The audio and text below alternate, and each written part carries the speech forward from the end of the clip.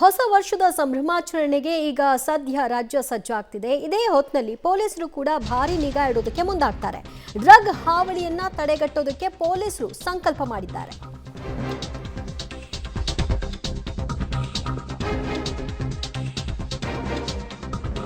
ಹೊಸ ವರ್ಷದ ಸಂಭ್ರಮಕ್ಕೆ ಬೆಂಗಳೂರು ಸಿದ್ಧತೆಯನ್ನ ನಡೆಸಿಕೊಳ್ತಾ ಇದೆ. ಇದರ ಬೆನ್ನಲ್ಲೇ ಡ್ರಗ್ ಹಾವಳಿಯನ್ನ ತಡೆಗಟ್ಟುವುದು ಕೂಡ ಪೊಲೀಸರಿಗೆ ದೊಡ್ಡ ರೀತಿಯ ಚಾಲೆಂಜ್.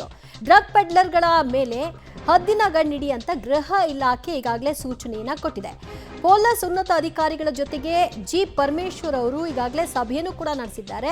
ಡ್ರಗ್ ನಿಯಂತ್ರಣಕ್ಕೆ ತರುವಂತಹದ್ದು ಜೊತೆಗೆ ಮಹಿಳೆಯರ ಸೇಫ್ಟಿ ಇದೆಲ್ಲದಕ್ಕೂ ಕೂಡ ಪ್ರಥಮ ಆದ್ಯತೆ ಕೊಡಬೇಕು ಅನ್ನುವಂತಹ ಖಡಕ್ ಸಂದೇಶವನ್ನು ರವಾನಿಸಿದ್ದಾರೆ. ಏನೇ ಸಮಸ್ಯೆಗಳಾದರೂ ಕೂಡ ಆಯಾ ಏರಿಯಾದ ಡಿಸಿಪಿಗಳೇ ಇದಕ್ಕೆ ಜವಾಬ್ದಾರರಾಗ್ತಾರೆ.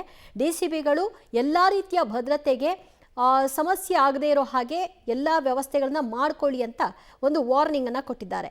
ಖಡಕ್ ಎಚ್ಚರಿಕೆಯ ಬೆನ್ನಲ್ಲೇ ಈಗ ಎಲ್ಲ ರೀತಿಯ ತಯಾರಿಗಳಿಗೂ ಕೂಡ ಡಿಪಾರ್ಟ್ಮೆಂಟ್ ಸಜ್ಜಾಗ್ತಿದೆ. ಒಂದು ಹೆಚ್ಚಿನ CCTV ಕಣ್ಗಾವಲನ್ನು ಇಡಬೇಕು. ಡ್ರಗ್ ಪೆಡ್ಲರ್ಗಳನ್ನು ಪತ್ತೆ ಹಚ್ಚಬೇಕು. ಅವರುಗಳ ಡ್ರಗ್ ಸರಬರಾಜು ಆಗೋದನ್ನು ತಡೆಗಟ್ಟಬೇಕು.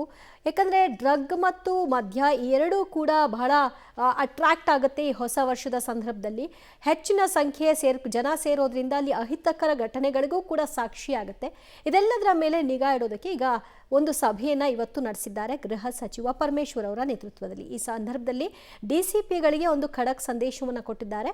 ಯಾವುದೇ ರೀತಿಯಾದಂಥ ಅಹಿತಕರ ಘಟನೆಗಳು ಆಗಬಾರ್ದು. ಇಫ್ ಇನ್ ಕೇಸ್ ಅದೇನಾದರೂ ಆದರೆ ಆ ಸಮಸ್ಯೆಗಳಿಗೆ ನೇರ ಜವಾಬ್ದಾರರು ನೀವೇ ಆಗ್ತೀರಿ ಅಂತ ಹೇಳ್ತಾರೆ. ಇನ್ನು MG ರೋಡ್ ಮತ್ತು ಬ್ರಿಗೇಡ್ ರೋಡ್ನಲ್ಲಿ ನ್ಯೂ ಇಯರ್ ಸೆಲೆಬ್ರೇಷನ್ಗೆ ಯಾವುದೇ ರೀತಿಯಾದಂತಹ ಕಡಿವಾಣಗಳು ಇಲ್ಲ.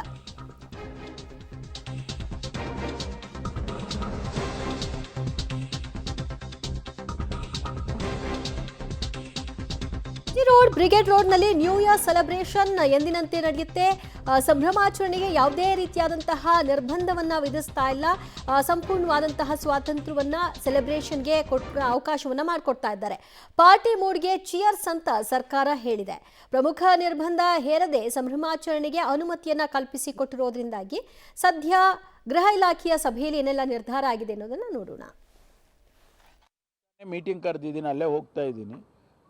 2 ಗಂಟೆಗೆ ಮೀಟಿಂಗ್ ಕರೆದಿದ್ದೀನಿ. ನಮ್ಮ ಸಿಟಿ ಕಮಿಷನರೇಟಲ್ಲಿ ಎಲ್ಲ ಹಿರಿಯ ಅಧಿಕಾರಿಗಳು, assistant commissioners, ACP and above ಎಲ್ಲರನ್ನೂ ಕರೆದಿದ್ದೀನಿ.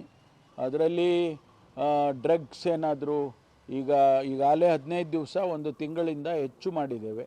ಈ ನ್ಯೂ ಇಯರ್ಗೆ ಹೆಚ್ಚೆಚ್ಚು ಡ್ರಗ್ಸು ಬರೋವಂಥ ಸಾಧ್ಯತೆಗಳಿರ್ತವೆ. ಅದರಿಂದ ಅದ್ರ ಬಗ್ಗೆ ಹೆಚ್ಚು ಕ್ರಮ ತಗೊಳ್ಳಿ ಅಂತೇಳಿ ಎಲ್ಲರಿಗೂ ಮೊದಲೇ ನಾವು ಹೇಳಿದ್ದೀವಿ. ಅದು ನಡೀತಾ ಇದೆ. ಮೊನ್ನೆ ತಾನೇ 14 kg MDMA ಹಿಡಿದ್ರು, which is costing about 23 crores ಅಂತ ಒಂದು ಎಸ್ಟಿಮೇಟ್ ಮಾಡಿದ್ದಾರೆ. ಒಂದೇ ಜನ ಹತ್ರ, ಒಬ್ಬರು ನೈಜೀರಿಯನ್ ಒಬ್ಬ ಲೇಡಿ, ಅವ್ರ ಹತ್ರ 14 kg MDMA ಹಿಡಿದಿದ್ದಾರೆ. ಮತ್ತು ಇದೇ ರೀತಿ ಹೊಸ ವರ್ಷಕ್ಕೆ ಎಲ್ಲ ಬರುತ್ತೆ ಬೆಂಗಳೂರು ಸಿಟಿಗೆ ಅಂತೇಳಿ ನಾವು ಅದನ್ನು ಸೀರಿಯಸ್ ಆಗಿ ತೊಗೊಂಡಿದ್ದೀವಿ. ಜೊತೆಗೆ ಟ್ರಾಫಿಕ್ ಮ್ಯಾನೇಜ್ಮೆಂಟು ಮತ್ತು ಅಲ್ಲಿ ಜನ ಸೇರುವಾಗ ಎಲ್ಲೆಲ್ಲಿ ಸೇರ್ತಾರೆ ಅಲ್ಲಿ ಯಾವ ರೀತಿ ಪೊಲೀಸ್ ಅರೇಂಜ್ಮೆಂಟ್ ಮಾಡ್ಕೋಬೇಕು, ಅವರಿಗೆ CCTVಗಳು ಹಾಕಿ ಆಮೇಲೆ ಎಲ್ಲಿ ಈಗ ಹೊಸ ಜಾಗಗಳು ಹುಡ್ಕೊಳ್ತಾ ಇದ್ದಾರೆ, ಎಲ್ಲಿ ಟೈಟ್. ಪ್ರತಿ ವರ್ಷ ದೇಶದಲ್ಲಿ ಕ್ರಿಸ್ಮಸ್ ಸೆಲೆಬ್ರೇಟ್ ಮಾಡ್ತಾರೆ, ಪ್ರಪಂಚದಲ್ಲೆಲ್ಲ ಮಾಡ್ತಾರೆ. ಅದೇ ರೀತಿ ಪ್ರತಿ ವರ್ಷ ಹೊಸ ವರ್ಷದ ಆಚರಣೆಯನ್ನು ಕೂಡ ಭಾಳ ವಿಜೃಂಭಣೆಯಿಂದ ಮಾಡ್ತಾರೆ. ಬೆಂಗಳೂರಿನಲ್ಲಿ, ಕರ್ನಾಟಕದಲ್ಲಿ ಕೂಡ ಆ ಒಂದು ಸೆಲೆಬ್ರೇಷನ್ಸನ್ನು ಮಾಡ್ತಾರೆ. ಆ ಸಂದರ್ಭದಲ್ಲಿ ಅನೇಕ ಅಹಿತಕರವಾದಂಥ ಘಟನೆಗಳು ಕೂಡ ನಡೆದು ಹೋಗ್ಬಿಡುತ್ತೆ. ಸಂತೋಷದ ದಿನ ಹೋಗಿ ಕೆಲವರಿಗೆ ಭಾಳ ಕಷ್ಟದ ದಿನಗಳಾಗುವಂಥ ಪರಿಸ್ಥಿತಿಯನ್ನು ನಾವು ಹಿಂದೆ ಎಲ್ಲ ನೋಡಿದ್ದೇವೆ. ಅದಕ್ಕಾಗಿ ಪೊಲೀಸ್ನವರು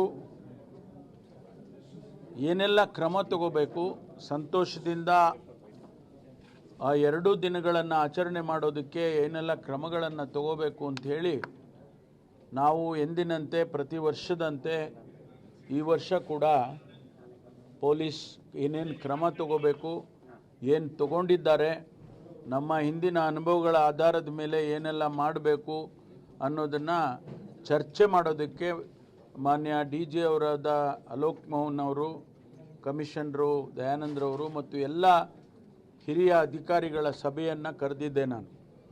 ಅದಕ್ಕಾಗಿ ಇವತ್ತು ನಾವು ಒಂದು ರಿವ್ಯೂವನ್ನು ಮಾಡಿದ್ದೇವೆ.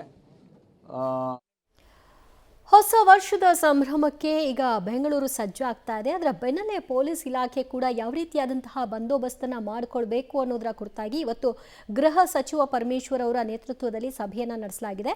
ಸಭೆಯಲ್ಲಿ ಪಾರ್ಟಿಗೆ ಯಾವುದೇ ರೀತಿಯ ರೆಸ್ಟ್ರಿಕ್ಷನ್ಸ್ ಇಲ್ಲ, ಬದಲಾಗಿ ಭದ್ರತೆಗೆ ಹೆಚ್ಚಿನ ಆದ್ಯತೆಯನ್ನು ಕೊಡೋದಕ್ಕೆ ಮುಂದಾಗಿದ್ದಾರೆ. ಈ ಬಗ್ಗೆ ಮತ್ತಷ್ಟು ಮಾಹಿತಿ ಕೊಡ್ತಾರೆ ನಮ್ಮ ಪ್ರತಿನಿಧಿ ಉಮೇಶ್. ಪಾರ್ಟಿ ನಡೆಯುವಂತಹ ಸ್ಥಳ ಮತ್ತು ಸಮಯದ ಕುರಿತಾಗಿ ಯಾವುದೇ ರೀತಿಯ ನಿರ್ಬಂಧಗಳಿಲ್ವಾ ಮತ್ತು ಏನು ಈ ಸಭೆಯ ಒಂದು ಫೈನಲ್ ಔಟ್ಪುಟ್ ಏನು? ದಿವ್ಯ ಜ್ಯೋತಿ, ಹೊಸ ವರ್ಷಕ್ಕೆ ಇನ್ನೇನು 1 ವಾರಗಳ ಕಾಲ ಮಾತ್ರ ಅಷ್ಟೇ ಬಾಕಿ ಇರುವಂಥದ್ದು. ಇದೇ ವೇಳೆಯಲ್ಲಿ ಇವತ್ತು ಪೊಲೀಸ್ ಕಮಿಷನರ್ ಕಚೇರಿಯಲ್ಲಿ ಗೃಹ ಸಚಿವರಾದಂಥ ಜಿ ಪರಮೇಶ್ವರು ಮತ್ತು ಡಿ ಜಿ ಕಮಿಷನರು, ಎಲ್ಲ ನಗರದ ಎಲ್ಲ DCPಗಳು ಮತ್ತು ACPಗಳ ನೇತೃತ್ವದಲ್ಲಿ ಇವತ್ತು ಸಭೆ ಮಾಡಿರುವಂಥದ್ದು. ಸಭೆಯ ಉದ್ದೇಶ ಮುಖ್ಯವಾಗಿ ಹೊಸ ವರ್ಷಕ್ಕೆ ಯಾವ ರೀತಿಯಲ್ಲಿ ಮುಂಜಾಗ್ರತಾ ಕ್ರಮ ಕೈಗೊಳ್ಳಬೇಕು, ಏನೆಲ್ಲ ಸಿದ್ಧತೆ ಮಾಡ್ಕೋಬೇಕು ಅನ್ನೋ ನಿಟ್ಟಿನಲ್ಲಿ ಇವತ್ತು ಸುಮಾರು 1 ಗಂಟೆಗಳ ಕಾಲ ಜಿ ಪರಮೇಶ್ವರ್ ಅವರು ಸಭೆ ಮಾಡಿರುವಂಥದ್ದು. ಸಭೆ ನಂತರದಲ್ಲಿ ಅವರು ಕೂಡ ಮಾಧ್ಯಮಗಳಿಗೆ ಮಾತಾಡಿರುವಂಥದ್ದು. ಅಂದರೆ ಹೊಸ ವರ್ಷಕ್ಕೆ ಯಾವುದೇ ರೀತಿಯ ರಿಸ್ಟ್ರಿಕ್ಷನ್ ಇರೋದಿಲ್ಲ. ಈ ಹೋದ ವರ್ಷ ಯಾವ ರೀತಿ 2 ಗಂಟೆ ತನಕ ಅವಕಾಶ ಕೊಟ್ಟಿದ್ರು ಅದೇ ರೀತಿಯಾಗೂ ಕೂಡ ಅವಕಾಶ ಕೊಡ್ತಾರೆ. ಆದರೆ ಯಾವುದೇ ರೀತಿಯ ಅಹಿತಕರ ಘಟನೆ ನಡೆದಂತೆ ಮುನ್ನೆಚ್ಚರಿಕೆ ಕ್ರಮ ವಹಿಸಬೇಕಾಗುತ್ತೆ. ಆ ನಿಟ್ಟಿನಲ್ಲಿ ಆಯಾಯ DCPಗಳ ಜವಾಬ್ದಾರಿಗೆ ವಹಿಸಿರುವಂಥದ್ದು. ಏನೇ ಆ ಭಾಗದಲ್ಲಿ ಏನಾದರೂ ಸಮಸ್ಯೆ ಆದರೆ ಅವರೇ ನೇರವಾಗಿ ಹೊಣೆ ಹಾಕ್ತಾರೆ. ಹಾಗಾಗಿ ನೇರವಾಗಿ ಆ ಸಂಬಂಧಪಟ್ಟ ಹಾಗೆ ಅಂದರೆ ನಗರದಲ್ಲಿ ಆ ವಿಭಾಗಕ್ಕೆ ತಕ್ಕಂತೆ ಅವರು ಸಿದ್ಧತೆ ಮಾಡ್ಕೋಬೇಕು. ಯಾವುದೋ ಸೂಕ್ಷ್ಮ ಪ್ರದೇಶ ಮತ್ತು ಎಲ್ಲಿ ಜನ ಹೆಚ್ಚಿಗೆ ಸೇರ್ತಾರೆ ಅದಕ್ಕೆ ಬೇಕಾದಂಥ ತಯಾರಿ ಏನಿದೆ ಅದನ್ನೆಲ್ಲವೂ ಕೂಡ ಸಂಬಂಧಪಟ್ಟ DCPನೇ ಮಾಡ್ಕೋಬೇಕು. ಒಂದು ವೇಳೆ ಏನಾದರೂ ಸಮಸ್ಯೆ ಉಂಟಾದರೆ ನೇರವಾಗಿ ಅವರನ್ನೇ ಹೊಣೆ ಮಾಡಲಾಗುವುದು ಅಂತೇಳಿ ಈಗ ಗೃಹ ಸಚಿವರು ಹೇಳಿರುವಂಥದ್ದು. ಇದನ್ನು ಹೊರತುಪಡಿಸಿದರೆ ಮತ್ತೊಮ್ಮೆ ಪೊಲೀಸ್ ಕಮಿಷನರು ಕೂಡ ಸಭೆ ಮಾಡ್ತಾರೆ. ಸಭೆ ಮಾಡಿದ ನಂತರದಲ್ಲಿ ಏನೆಲ್ಲ ಏನು ಗೈಡ್ಲೈನ್ಸ್ಗಳು ಬಿಡುಗಡೆ ಆಗಬೇಕು ಅವನ್ನೆಲ್ಲ ಕೂಡ ಶುಕ್ರವಾರದಂದು ಬಿಡುಗಡೆ ಮಾಡೋದಕ್ಕೆ ನಿರ್ಧಾರ ಮಾಡಲಾಗಿರುವಂಥದ್ದು. ದಿವ್ಯಜ್ಯೋತಿ.